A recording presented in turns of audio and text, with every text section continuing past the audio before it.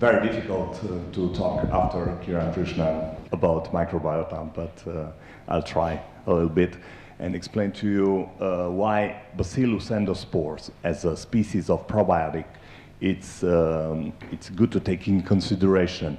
Going forward with the presentation, I emphasize this slide from Jean-Frédéric Colombel about the etiology, or how inflammatory bowel disease, which is right now very frequent in our GI praxis, even in Romania, develops. So implied genetic predisposition, then come the environmental factors, the disease initiation with the dysbiosis that was so nice explained by Kiran Krishnan, and then come the inflammation and exacerbating innate response of the immune system and progression of disease. The same problem we faced during the treatment period with those guys suffering of IBD, because we in at least 40 to 50%, we cannot achieve remission. And I'm sure that those elements linked with the microbiota are to blame.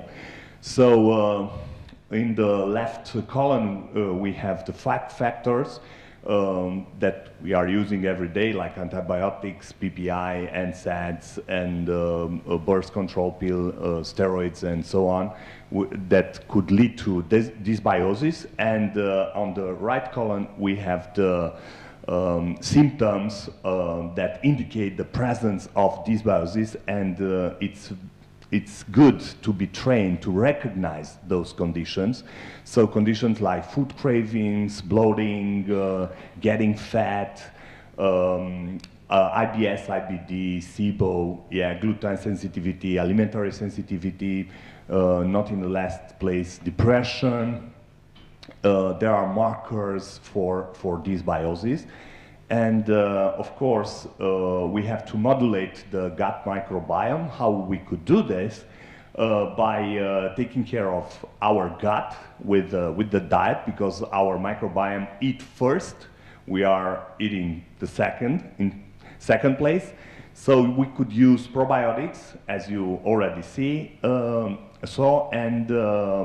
prebiotics, antibiotics, or fecal microbiota transplantation, which is room to develop this technique, because it's only approved in C. diff colitis.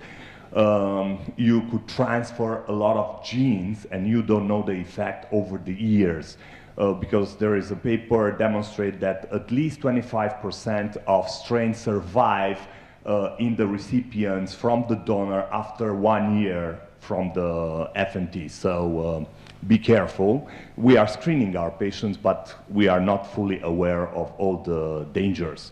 So the condition for a true probiotic is to be found in nature.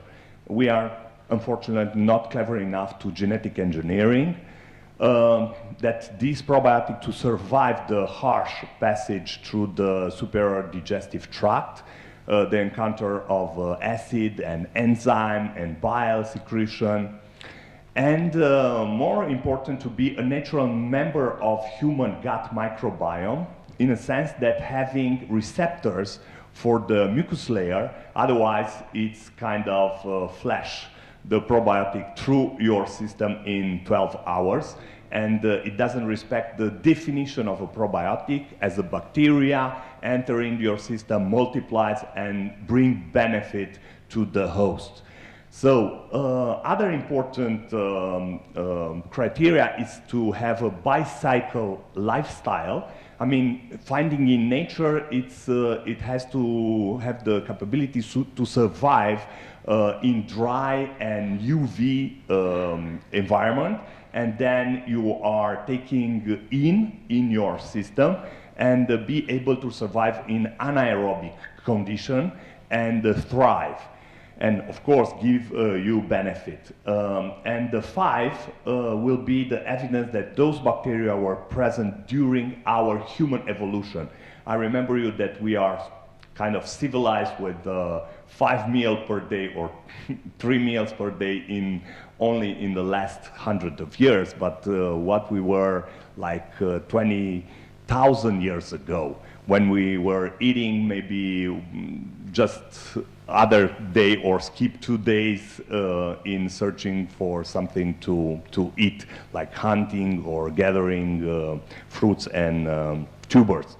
So this kind of bacteria, using as probiotics the Bacillus type, they have quite properties which recommend them. So their ability to production a large number of secretory proteins, enzyme, antimicrobial compounds, vitamin, carotenoids, specify the importance of bacilli in the food chain.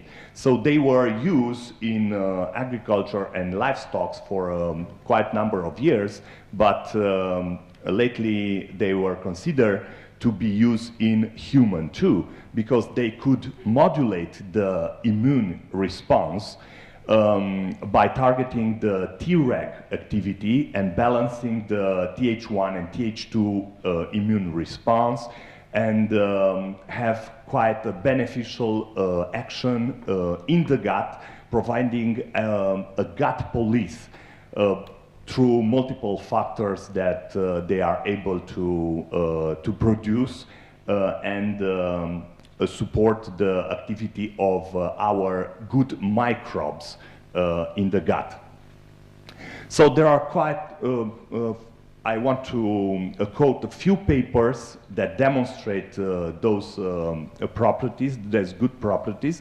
The first study was done 15 years ago, 2004, by Antonio Gasparini. It's a big name in the study of Bacillus subtilis, and he used this in the treatment of H. pylori in conjunction with the antibiotic treatment. So using Bacillus clausis reduce the incidence of common side effects and H. pylori antibiotic therapy and increase the percentage of eradication.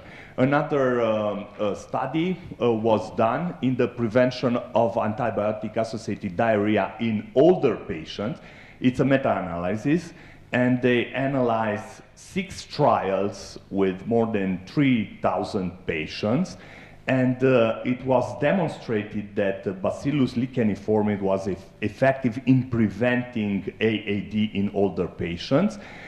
In contrast with Lactobacillus acidophilus or other types of Lactobacillus or Bifidobacteria, which were not able to prevent this type of diarrhea in older patients because they have a poor microbiota.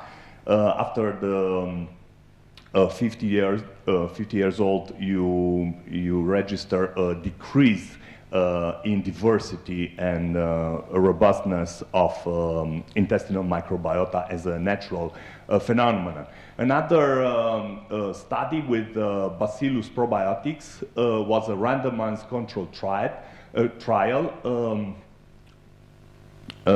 did in Russia, and they prevented the diarrhea in the big proportion of the patient. You could see here where they used the combination of 2 strains of Bacillus subtilis and Bacillus licheniformis was 9%, only 9% and 7% of patients who developed diarrhea, compared with 29% in the group of placebo. Another study demonstrates the capability of Bacillus spores to influence as a keystone species, to influence the good strains inside our microbiome, like Faecalibacterium prausnitzii or Bifidobacterius species. So using this type of probiotics in adults bring clear advantages, increasing the population of Faecalibacterium, species in the microbiota, but also stimulated the immune response against inflammation, stimulation interleukin 10. This blend of Bacillus spores with 5 types in it. There are 2 studies that I want to present at the end of my presentation. One was done on Shimane model, which is a simulator human microbiota, intestinal microbiota ecosystem, and they use three stools from 3 different patients and put it in the system for 1 week for stabilization, then give the antibiotic in the system for 1 week, and then give a strain of Bacillus subtilis HU55. And let's see what's happened regarding the lactobacillus and bifidobacterium, not as probiotic, but as a part of our microbiome.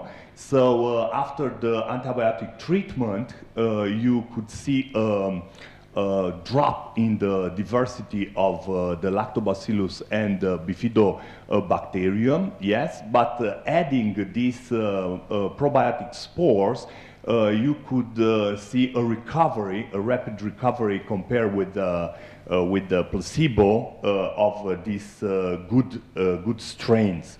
So to conclude, HU17 treatment for 7 days increased the secretion of anti-inflammatory cytokines, interleukin 6 and 10 in 2 of out 3 donors compared with their respective control. In addition, all donors 7 days treatment with Bacillus subtilis increased the interleukin 10, exactly like in the previous study. I did myself with my research team a study on 35 rats regarding hepatoprotection induced by aminofen. And we compared Silimarinum, which is a classic hepatoprotector, with spore probiotics. And we give acetaminophen to this group. We have the control group, then acetaminophen with Silimarin, acetaminophen with Megaspore biotic, and acetaminophen with both Silimarin and Megaspore. And I don't want to lengthen too much my presentation. The final, I only presented you the results, histological results, which are very, very evident. And here we have the effect of acetaminophen plus Megaspore in the group with the Megaspore. And we have the effect of acetaminophen and Silimarin. You could see clearly the difference. The difference were also in the transaminase and oxidative stress. So this study will be published soon. As end statement, in gut